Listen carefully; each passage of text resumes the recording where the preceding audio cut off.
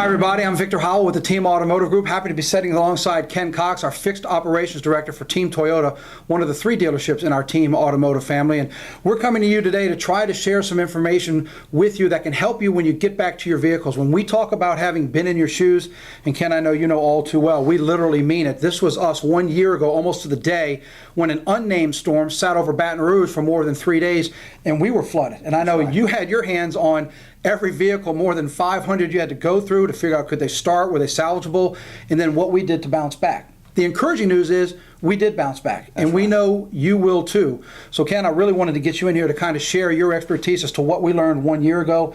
We didn't do it on our own, and we don't want you to do it on your own. So as the waters are starting to go down in the western part of the state of Louisiana and the eastern part of Texas, what are some of the things that these people should do once they're able to get back to their car and try to evaluate, what do I do now? Well, first of all, just a little note from back then.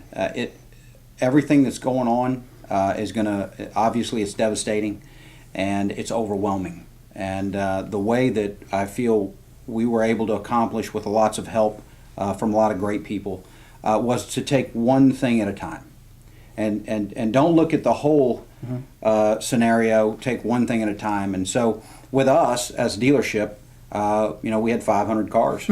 And to look at 500 cars that don't start and have water in them, it's a little overwhelming.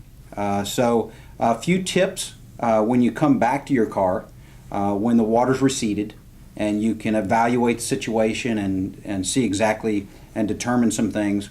The first thing you don't want to do is you don't want to try to start the vehicle.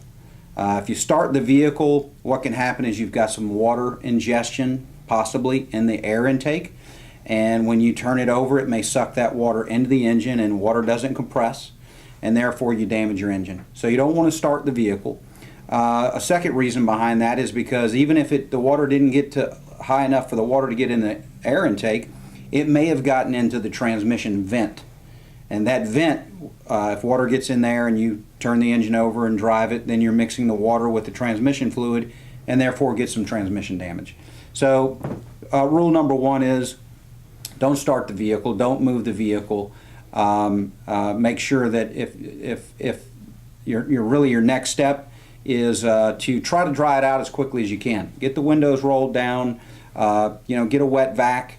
We had 500 cars out there on the lot, and we had a team of people going through and opening windows. Sometimes you can't get the window down. If it got high enough where you got no power, then you just open the doors, let it air out, get a wet vac, suck that water out of there, and then obviously that next step will be, hey, it's time to contact the insurance company. At that point, they'll send an adjuster out to make an evaluation and also get it to a shop so that they can evaluate how bad the water damage is. And I know a couple of things you talked about. First of all, not starting it. It's so against your instinct because you want to go start it. And I remember we all sat and won it. It actually started. We were all trying to see. We couldn't believe it started on our lot, but then we knew it was already, we knew we weren't able to salvage it, but we were shocked that it started. So it goes against your instinct. And the other thing that this personally I had to get past last year was, you talk about airing it out. I remember even after all that rain passed, more rain came. But you got to remember, it's been sitting in water. So get that out of your head. Oh, the window's down or the door's open. You have to do what you can to get that air flow because it's been sitting closed for so long. That's right.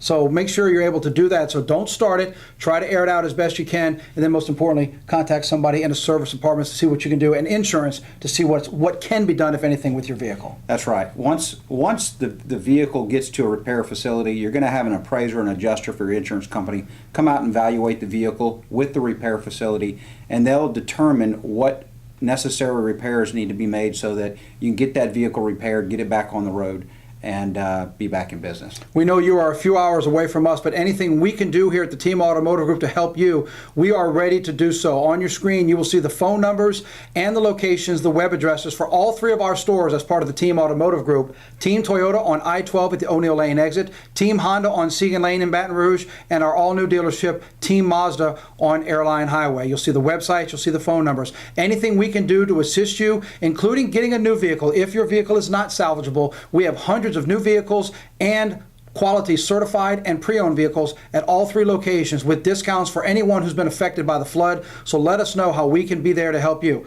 We've been there. We weren't able to do it on our own, and we don't want you to do it on your own either. We know you will get through this, and the Team Automotive Group is here ready to help you in any way we can. Thank you so much, and all the best to all of you.